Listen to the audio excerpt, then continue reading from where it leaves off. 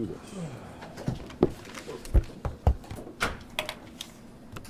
Okay. Got a lot of notes here for all you guys. I see Paul, I see Mike, I see Lance. John, nice to see you made it. I'm glad you could push this one back. Yeah, we did it for you. Everybody was suspecting why it was for you. So first, I would like to thank everybody in this room once again for covering hockey, the sport we love, and the Sabres. And that was I have a lot of respect for everybody in this room, and the challenge of your job I know is intense. So thank you for that this year. And to our fans, obviously, it is once again a privilege to stand here and to be working in this organization, and it's an honor of mine to be in the position of head coach, something that I take very seriously. So all and any humor aside, I know this job is something very, very serious, dear to many hearts. And when you come to work every day or you go to bed every night, it's on my mind and a priority every day to do the best and prepare the best that I can for the job that I've been tasked. And I know I say that, and I know our players take that serious. We talk about that quite a bit, and it's a feeling now. We come to work for the Sabres and for the community of Buffalo, and love doing it. So thank you again to everybody that does follow us. Don, kind of along those lines, obviously looking at the standings this year and the progress from last season to this one, that's evident. But in listening to the players over the weekend, largely talking about how the expectation is now to be in the playoffs year after year moving forward. Is that something you agree with? Why not? I mean, why wouldn't you? We had to build and restore belief. And I think back my conversations to this room and to our fans over the course of the last 2 years. The belief wasn't real strong, and we didn't have enough clarity with what our own identity was, with what we could do. And for me, that was a big focus for me, was to build an identity, to have our guys feel with clarity what that identity is, what they could do individually and score and become contributing NHL players, to feel that power. And then to keep that progressing the right way, just keep progressing to the point where I believe, and I think about the start of the season, and I think of how our players felt. They had hindsight from the previous year, and they believed they have a chance to get into the playoffs this year. And that was a belief. They went through a lot of ups and downs as a group. We did as a team. And in the middle of that belief, I think there's hope. Maybe we could make the playoffs. We believe we can make it. We hope we can. Then there was doubt. Then there was fear, and we talk about being fearless. When you look at, I thought the winning the last 2 games was a huge thing for me as a coach, because I needed and we wanted these guys to see how close they are and were, and through their effort and work, so that belief would become conviction. And so the long to your question is, they have conviction. They know that they have enough, that they should have that as the target to make playoffs and to be successful in that. I'm not going to sit here and make predictions. That's not how this works. That's for somebody else. We have to keep our nose to the grindstone and work and stay in the moment, because when we got out of the moment and we got too far ahead of ourselves this year, that was some of the worst stretches. So I think there's an absolute conviction by that group. I think you heard it when you spoke with players at the end of the year, that they're comfortable saying that. Last year, I don't think they were comfortable saying that. Now they have the hindsight that they gained this year, which was crucial for that to be more of a conviction than just a belief. Now, when you speak to your players over the weekend, each and every player you speak to, do you talk a lot about this past season, or do you talk more, now we're moving forward, this is what you need to do, and we're moving forward? Or do you say much about this past season, or is it more future? It's stay in the moment. So they're getting ready for an off season, and speak a little bit about that in their preparation for next year. Ways they can continue to become better as a player, and their focus from now to training camp. Really, in training camp, we'll dial back in as a group. So stay very much in the moment. I'm not much about jumping to the past. I'm not too much jumping too far ahead. You can't control either. You can learn from the past. I think we did discuss that, the value of what the season was from the standpoint of how has it made us better or stronger. But the purpose is, telling us, okay, what do we need to do right now in preparation for moving this thing forward and continuing progress. Don, for all the strides that this team made, and I get the need to learn how to be in a playoff race and the experiences that can benefit from that, isn't there still a certain degree of sense of this season being a lost opportunity, given how close this team came to, forget ending the drought, but actually achieving what should have been an objective this year of making the playoffs? Tell me your question again. You had a lot in there. You had objectives for and all the strides you made. Wasn't this season ultimately a lost opportunity? In some ways. I think you could look at anything and say anything's a lost opportunity. It's just life. The objective for us is continual growth. I said it 2 years ago. Keep getting better. It's inevitable. Better. Everybody better. Everybody better. Look at how many players got better and better and better through the course of the year. So that moved us to the point where we were right at that threshold that I've been talking about. Once you can get over the threshold, we didn't get over. We were right at it. If we're talking about the threshold being just the playoffs, we were right at it. But we weren't 16 points away. We weren't 14 points away or 10 points away. So there's an awful lot of opportunities that were seized in the process. We sat here, and I can tell you our guys, and this room was questioning me and us hard. We lost to Nashville. And numerous times it was like, that's it, playoffs are done. And I'm thinking there's 20 games left, or there's 15 games left. But the Nashville game, I can remember it was a sequence of games that led to the Nashville game that was just a disastrous game for us psychologically. And we had failed, and our guys were starting to identify more with our vulnerabilities than our strengths, and we started to feel like failures. And the teams failed last night in the NHL playoffs. But if they feel like failures, they're not going to come back and win a series. And so we were starting to feel like failures. That was an enormous opportunity for us because we were succumbing to pressure and outside influence. And we had to dig within ourselves, jump back. I think our next game might have been Jersey, I believe, at home. And we hadn't played well at home, and we had to deal with that fact. It's a fact. We didn't play well at home. It's a fact. We just failed out there. But that's an opportunity, John. It's an opportunity to become better as a team. It's an opportunity to face adversity. So we seized an awful lot of opportunities. We had to play games with our back completely to the wall down the stretch. That's an opportunity, a huge opportunity to play pressure games. And you win it. You come back, you win it. You win in a shootout in Madison Square Garden. I think we won in a shootout against Carolina, did we not, or overtime?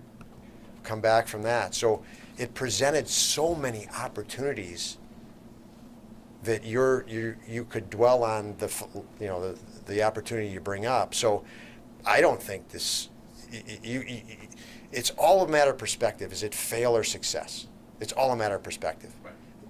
The bottom line is one team is 31 are gonna fail. One's gonna win the cup. With all due respect, though, you said you can't project. You're not going to make any guesses on what happens next season, and yet you did just talk about the jumps the team has made. There is no guarantee that trajectory does. That arrow still points up. And there's no guarantee that you're going to make the playoffs. So, in some ways, has this team backed itself? Not okay. Is it playoffs or bust next year? Because that's where the trajectory goes, and where you see this team going.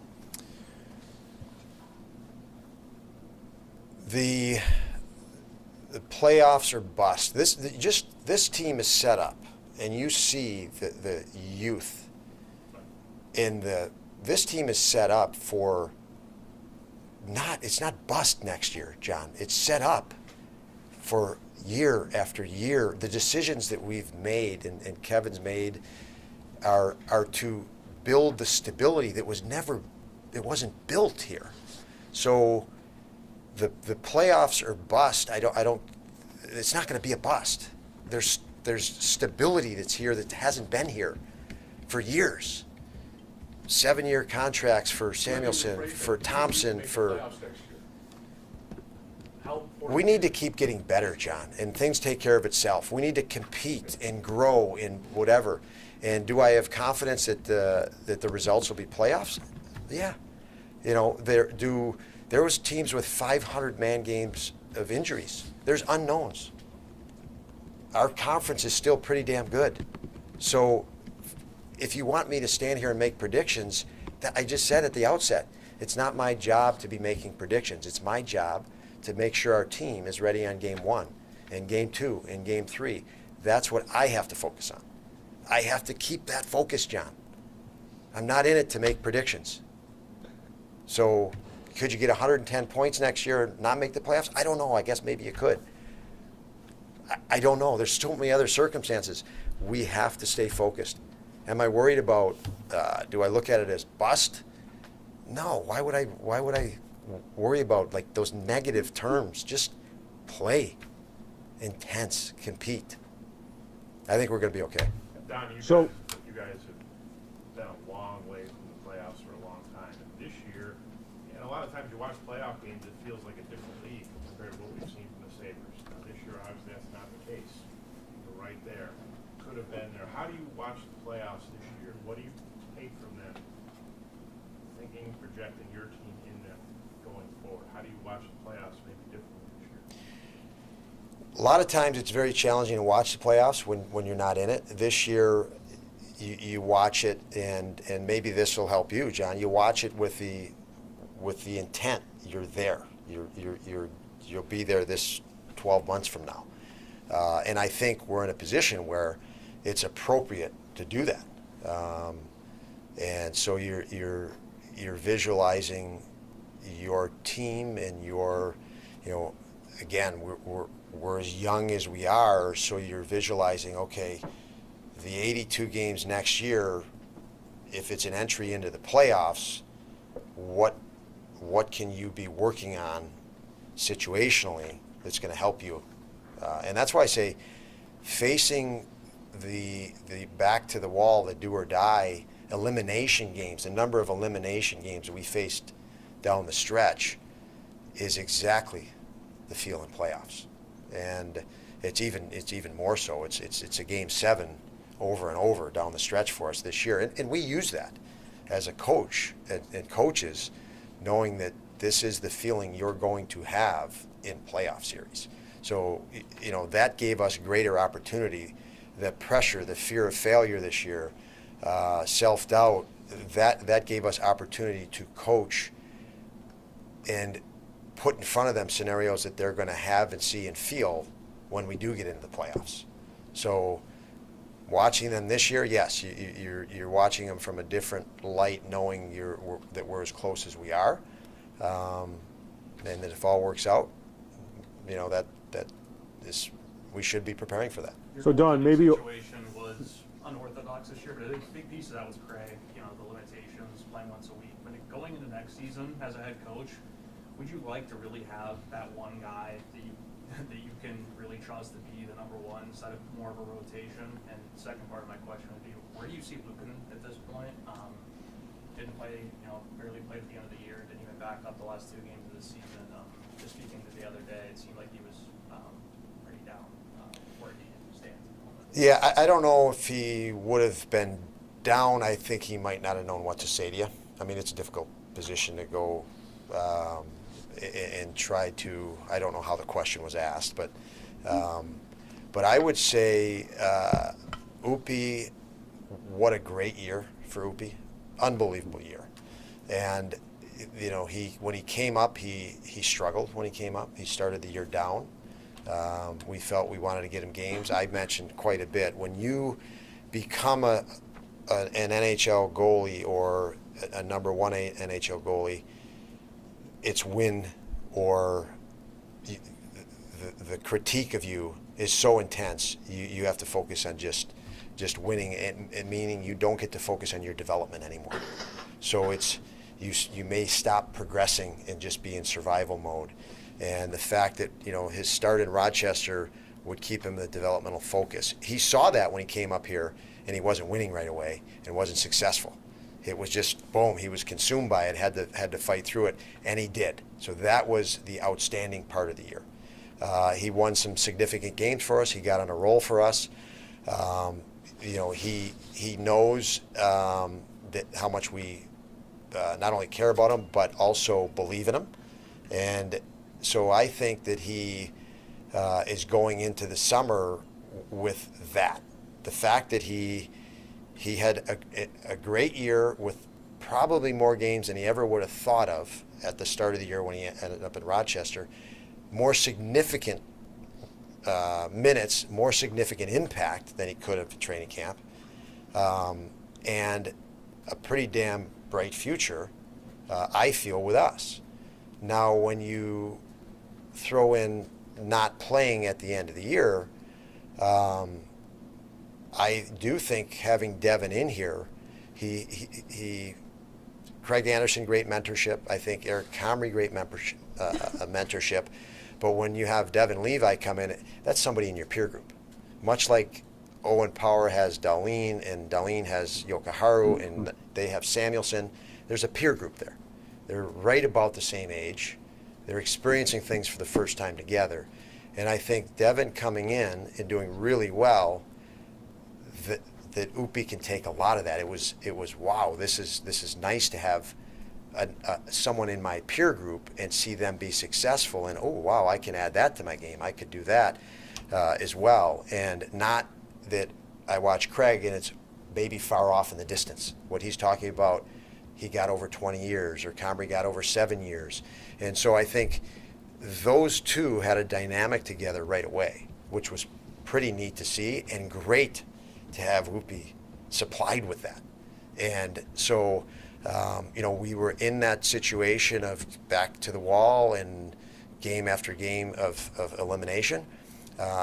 Personally, I can tell you right now, as a coach, Devin played really well in the Rangers and won in a shootout. Outstanding. Would you have made a goalie change the next night?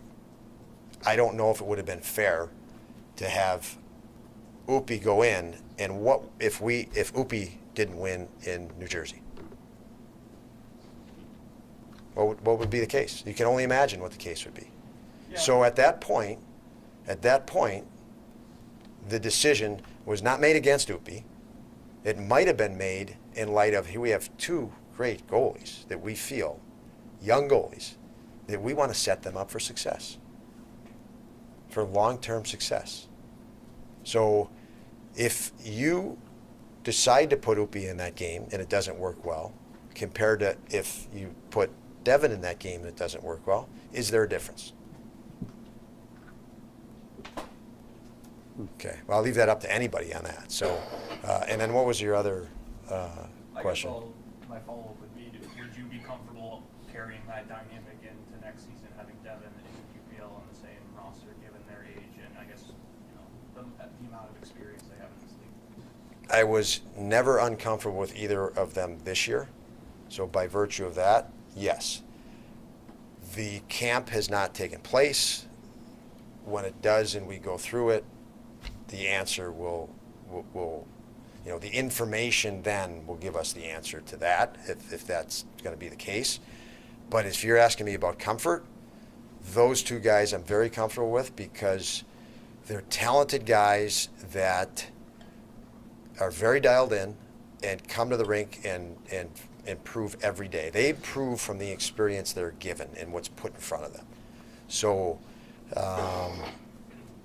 would be very comfortable if that's the case. But obviously you have a camp and you have the off season and things that need to go accordingly before a decision on that would be made. So Don, within that, what you saw from Devin in his limited exposure to the NHL this year, and he can obviously take that into the offseason, given where his experience is at in his youth, and obviously you want to see training camp and all those things, but at this point, what sense do you have, or how would you gauge his ability to carry an NHL workload moving forward?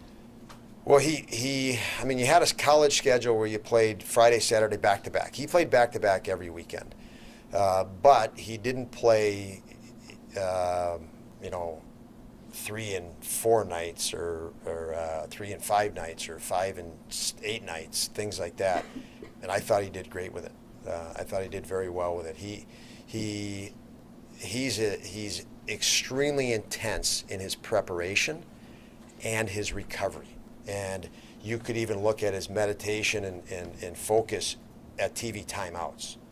He's re-energizing, using that 2 minutes to just re-energize for the next. So he's very regimented and has in taking care of himself and preparing for his next opportunity. So he's pretty dialed in. He's way beyond his years in that, which is excellent. Great attribute. Don, how do you evaluate your special teams this season? Because you were just talking about the playoffs and kind of taking away things from that. And a lot of the teams that are playing right now have shut down penalty kills and lethal power plays. For you guys, how do you take that next step to be more consistent really on both ends? Yeah, the power play obviously was great. I think we were in the top 5 until about, it's statistically great, right? You always want more. So no matter how statistically great it is, you want more. The drop on the power play was the last month. We complicated the simple. I mean, let's face it. It's Edmonton's had a power play. They just set a record. They have the same unit for 4, 5, 6 years now.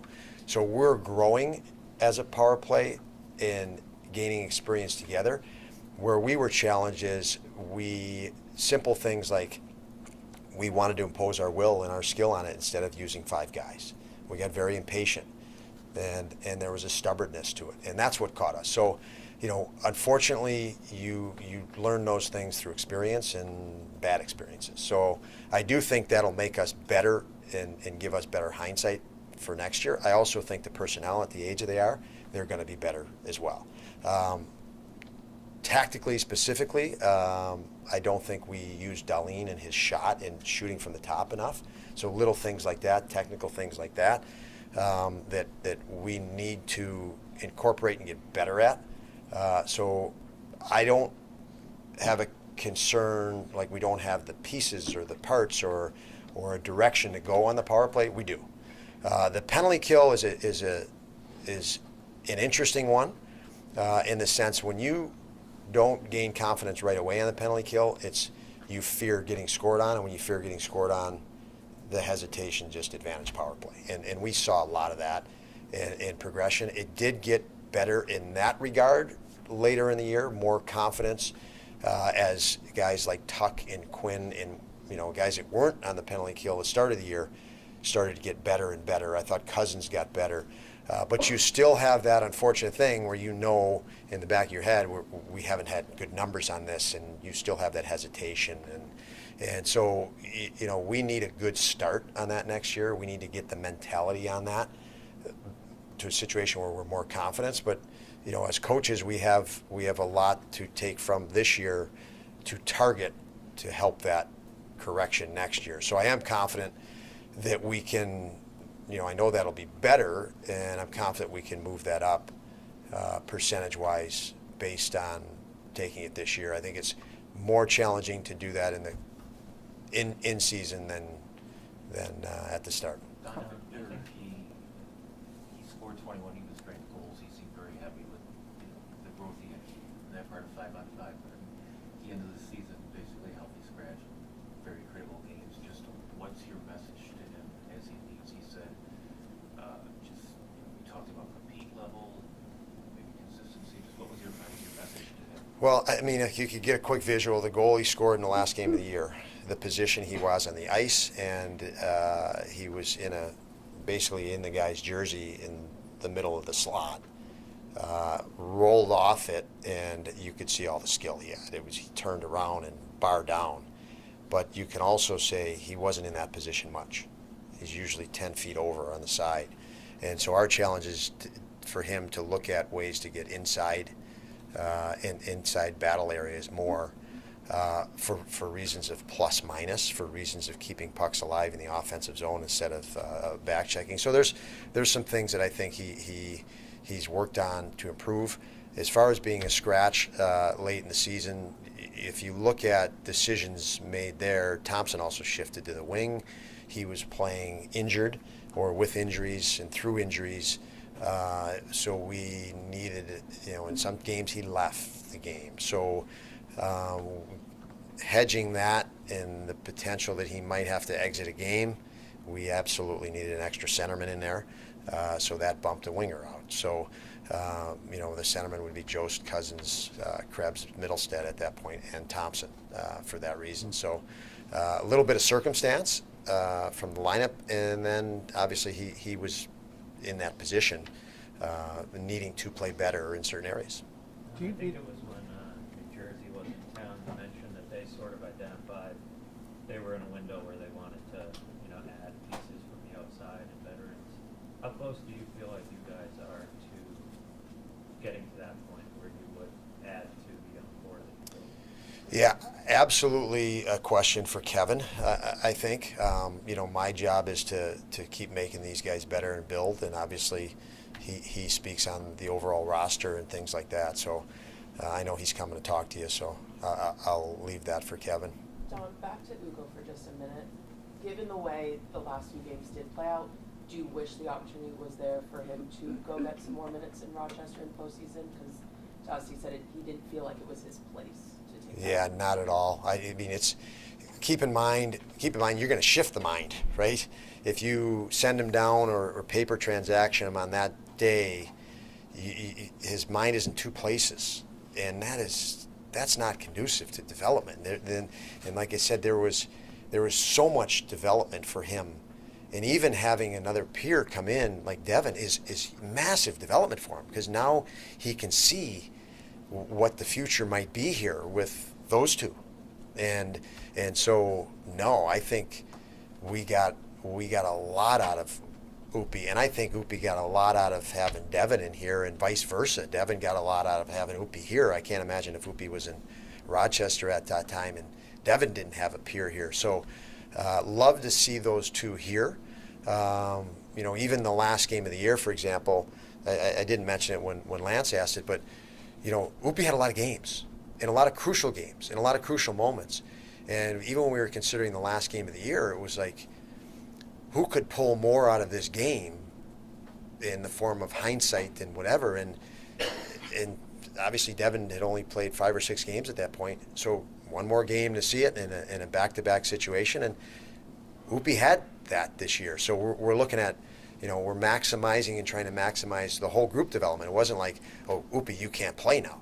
It's we're moving the whole thing along. So, I want to just abolish any negative thought with Upi when we're starting to make those decisions. It had nothing to do with that. It's moving this organization and franchise in in bigger steps when there's an opportunity for a bigger step. And in those situations, that was the decisions were made that way. Don, you were challenged when you had a top 4 defenseman go down. Would you like to see maybe a guy come in that can help you out in a top 4 role, maybe help with the turnovers, help with some of the coverages, maybe a guy who's been around the league a little bit, help your young guys, and just give you another guy that you can use so when you get an injury or something like that, you've got somebody? Well, I can tell you, again, if we're talking about this year in those situations, would I have liked guys to have stepped up? And yes, I would have liked them to step. We would have liked them to step up a little bit more. And I'm looking forward. Yeah, again, that's something that Kevin will be here to talk about, and I think you should. I think it's inappropriate for me. He's going to be here and talk, and I think that's a question for him. He and I will obviously talk about things like that all the time, and we'll continue to talk about our lineup and those sorts of things through the summer. But as far as what our conversations are, obviously, Kevin, it's not my position to be speaking on that. When it comes to this team taking the next step, Don, how much is the growth of Peterka, Quinn, and Krebs really factor into that? What you see what they can do next season with all the experience they gained this year? Yeah, when you have talent like they have, and I was would lots of times a year ago think about when we have these kids coming up. I was excited to get them in this position where they could gain experience. And I think it's significant and huge. I am very excited at how much they're going to improve right now till the start of next year. And we've seen it. I know it sounds ridiculous, but it's about the closest thing to fact. You watch these guys; they have hindsight of an 82-game season. So every day they train and they go to bed at night and they think about about hockey and the NHL. They have hindsight now. And they're out of the fire, they're out of the intensity of it. They can breathe a little bit and step back. And at that age group, physically, we've seen it with Dylan Cousins and Darlene, and it's amazing how much they can grow through the summer, their early years of their career. So, I expect them to come back bigger, stronger, better, and very excited for that. Don, go ahead. What did work for so many guys to have career seasons this year, and how do you keep that from dipping? And also, how do you turn all of that development into some more wins next year? Well, it turned into more wins this year, so that's part of it. It always turns into more wins. Any system you run is going to run better with skill. Just look at Stanley Cup winning coaches. They win a cup with a system. They don't change their system. Then they don't win a cup. And they don't win a cup again. And they don't win a cup again. And they run the same system. So the difference is any system you want to run is going to run better with skill. And I think we all know our unrelenting focus is on making these guys better. The beauty of the sport of hockey is you can always become better. That's one thing so when, any guy that had a career year that you're talking about, when they walk in the building, we're trying to make him better. I know that, we had Alex Tuck in a trade, and I said, I know this player and him as a person. He's here in his career, we're going to get him here. And that's our focus. So, those guys that had career years, I can assure you when I sit down with them, they realize and they're being shown how they can be better and not to settle. And we will not settle. So great they had a career year. It's time to have another career year is the way we approach it. And I put that mandate onto our coaches. So when that player walks in the building, they're figuring out how to get better. And again, the capacity of the sport, the capacity of the talent of those guys, they can get better, and they're going to be pushed to that initiative. And in the process, the system that we want to run is going to run better, and that's going to produce more wins. So Don, maybe going back to to what we talked about at the start, and you may have answered this in parts through the first several questions of this conference, but looking back on the season, looking ahead to next one, what are the main factors or factor that you're looking for that's going to allow this team to get over the threshold that is making the playoffs? This year, the fear of failure, as I said at the outset, there was belief and a bit of hope that we could make the playoffs. And I think there was some belief. Now there's conviction. There's conviction. They know, and they're starting to sense their strengths against other teams and our opponents' weaknesses. And that's empowering. That's next, that's a next level up from where we were one season ago. And now they have greater hindsight covering Tage on a power play. Well, here's your other options. And so experience, situational awareness, growth in all those areas. We had to, play more efficient, play more effective with our backs to the wall, and get comfortable with that. So, there's much greater hindsight to it, and that is, it's all intangible stuff that, they can only gain the experience of going through it and fighting through adversity. And, there was a lot of adversity and challenge this year, and they had to go within to do it. Don Casey, Middlestaff at the end of the season, he's playing with Tuck and Skinner, the production, obviously a notable increase, but what was the difference, or maybe something that we couldn't see just with who he was playing with from the beginning of the season to the end of the season for him? Something that you couldn't I guess see? we see who he's playing with, and you say, okay, naturally there's going to be more production, but it felt like it happened before he started playing with Alex and with Yeah, Jeff. okay. So was there a difference that you noticed that led to that improved play? A little bit like what I just said to Adam. Like, as our team grew and grew greater hindsight and accumulated experience, another level of confidence came. And with Casey, I think there was a lot of internal pressure and wait and see for him, because he had an injury-plagued year the season before. And to his credit, he made it through all 80. He's the only player for us to play all 82 games. So I think the first part of the season was like, just stay healthy as a priority to try to get on track. And, he had such a challenging and frustrating season internally for him last year that I think his whole focus and dedication the first 30 games was just on survival. And then once he kicked in, I guess from that point, I saw him, get into it and not fear that he might get injured, and start playing more relaxed, and more confidence came from that. And then it was just a gradual build from there. I mean, we saw how effective and exciting he was down the stretch, but I think it was just a progression from that point. Take two more. Dylan said, you basically said in the end of season meeting that there's more from him. Just what went into his career season, in your opinion, and what is more from him, I guess? Yeah, just continual focus on progress for him. He's very determined to get better and better, and you put things in front of him, and he internalizes it, and he's still young. He has incredible attributes of speed and quickness that he's still not using quite efficiently as he can and will. We've put him more and more on the penalty kill, but he also he's still engaged in the process of how to use that skill set that he has, that explosive power. Lots of the penalty kill is you want to be aggressive on the penalty kill when you can be aggressive. When you can't be aggressive, you got to be very patient and anticipate the next opportunity to be aggressive.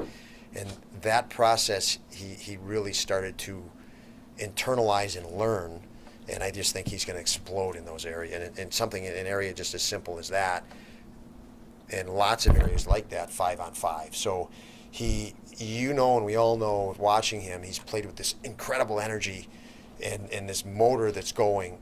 As he gains some more experience, that's going to calm down a little bit and be way more selective with it at the appropriate time. And so I think he's adding a little bit more poise to his game, which means he has better targeting his skill set of power and explosiveness and when to jump into those pockets. So I think he's still missing 3-4 opportunities at scoring chances a game that I think he could generate, and we all know what he could do with that, the potential of that with his skill set. Last one for Don. The competition the goalies with UPL and Comrie and Levi, and with everybody else, all the young guys. How do you balance that with the ego that they have, where they want those games, they want to do that? How do you handle that? Because when as they go older, it's gonna be more present. Yeah, and I hope that is our challenge as they grow older, that they're competing for the same net.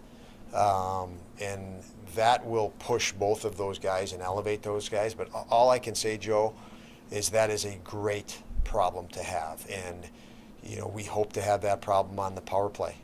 We hope to have that problem from first line, second line, third line. That's exactly why, I didn't want to anoint 8 months ago the Skinner-Thompson tuck line. I said, well, why would we do that? Because we're telling nobody else they could possibly fill that spot. And you saw the reason why I didn't want to do that, because Casey Middlestead in the background is working knowing that he could get an opportunity.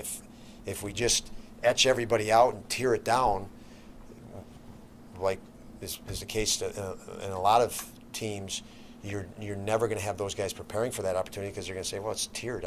This is my role, and I'm never going to get an opportunity up. Instead, we're having all these guys prepare and keep that appetite and hunger and reason to train harder, and reason, because as a coach and as a franchise, if you do that work, we will give you that opportunity. So, that net is nobody's right now when we talk about the future. It's got to be earned and then re-earned and re-earned again. And, that has to become that habit, that competitive mindset. And, good franchise become great when you have internal competition. And we want to preserve that internal competition. We feel that we have a lot in the making in that regard, both, or not both, in net, on the defensive end, and up front. Thanks, everyone. Yep, thanks everyone.